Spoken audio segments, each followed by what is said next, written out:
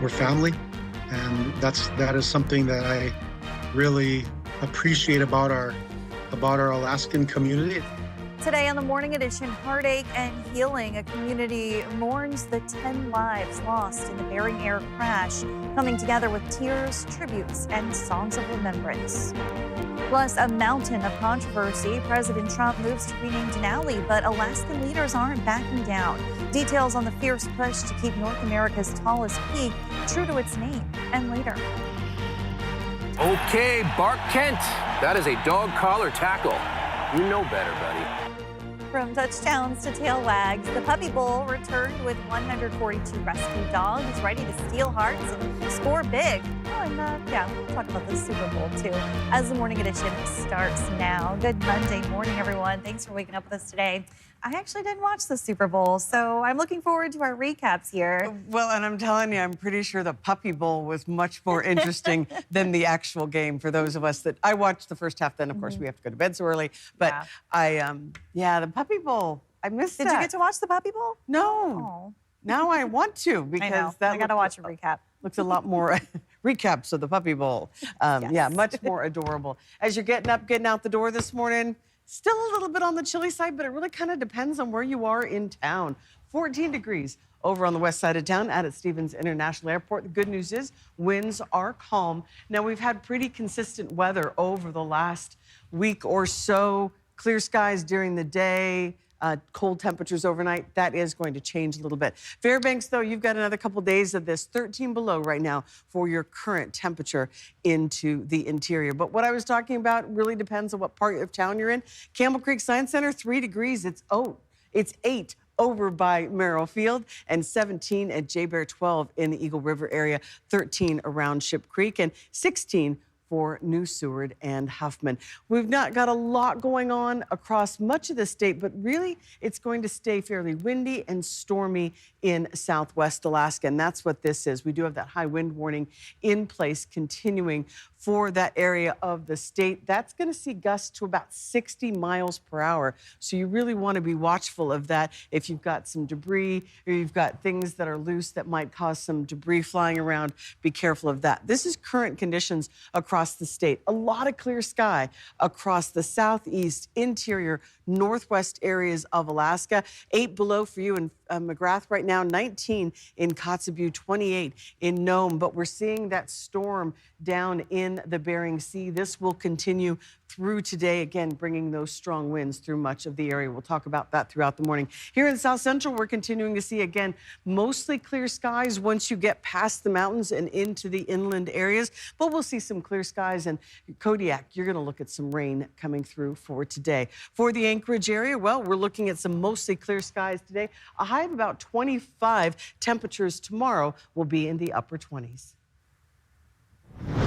In this morning's top story, investigators are analyzing the wreckage of Bering Air Flight 445 after it crashed into Norton Sound, killing 10 Alaskans in one of the state's deadliest crashes in 25 years. The plane went down Thursday on its way to Nome. Crews recovered the victims from a drifting ice floe, and the wreckage has been airlifted for analysis. As authorities search for answers, rural communities are coming together to mourn and support each other. Olivia Nordyke has more. Everybody is tight-knit, close together, and feeling this type of pain, it rings throughout the entire region. Saturday, the remains of the 10 victims of the Bering Air crash were brought to Nome and identified. All of them Alaskans, now mourned by their loved ones and the Alaskan community at large. 34-year-old Dalalik, or TK Ketchatag, among them. He was a big part of my life personally for 13 years, and he gave me these 2 beautiful kids. Rachel Frankson is Ketchatag's ex-wife, but was married to Ketchatag for 11 years, and says even though their marriage ended, he was a loving father to the children they had together. He loved his kids, and he always talked to them, always expecting phone calls from them. He was everybody's friend. Ketchatag was from Unalakleet, where Pastor Curtis Ivanoff watched him grow up. When I lived in Unalakleet, watched him grow up and had some part in his life at our Bible camp and other ways in the way we support youth. In the days following the crash, Ivanov says he's received support from far and wide, and so has Bering Air. Alaskan villages have shown up to give their love to Bering Air pilots, holding signs and praying together as they grieve. And it's because we're tight-knit. We're family, and that is something that I really appreciate about our Alaskan community. Love you too. Have a safe flight back. Over the weekend, those communities came together, outside in Teller, No Attack in Golovin, and in church in Unalakleet. Olivia Nordyke, Alaska's news source. Norton Sound Health Corporation tells us it has staff available for those who are dealing with grief after the crash.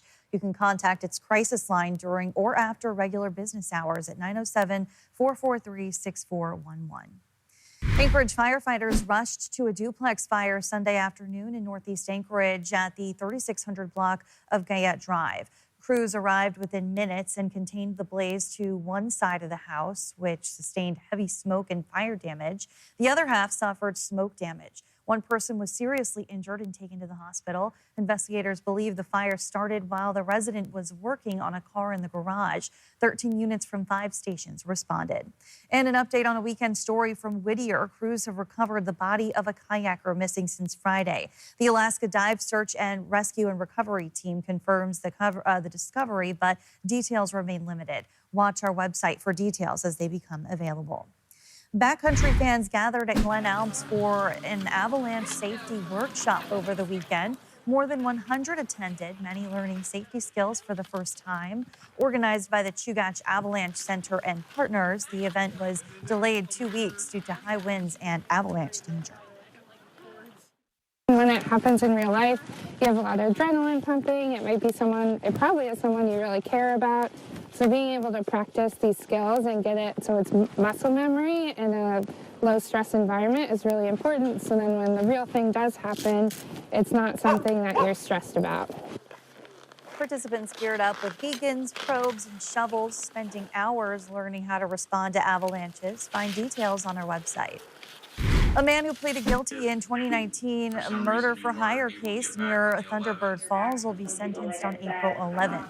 Hayden McIntosh, now 24, admitted to his role in the killing of 19-year-old Cynthia Hoffman back in 2019.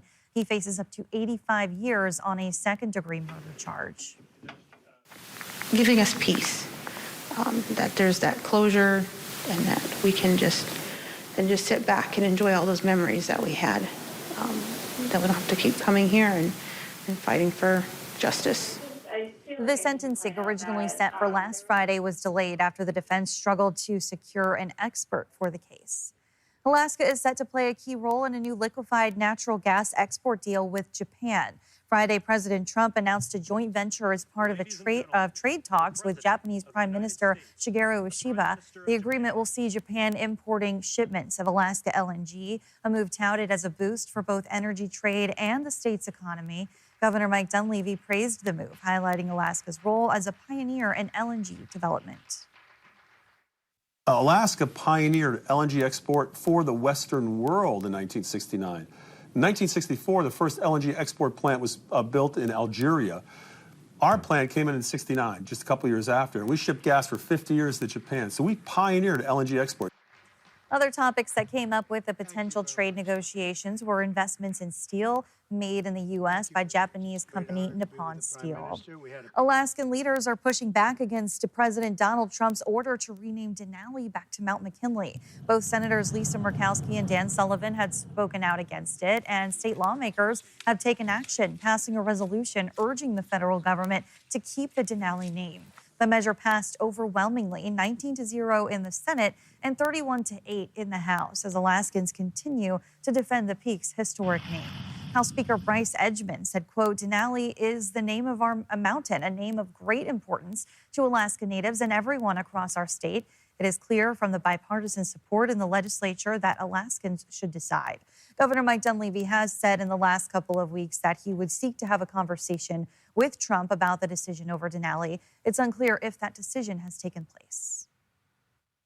we would love to have the chance for this to grow. And like Ashley's saying, we don't have to start real big. We can start small and just see where it goes. It's a possibility. It's thinking outside of the box. It's just seeing what could potentially happen and how could Alaska benefit from this. I think that's the thing. We need to give it a chance.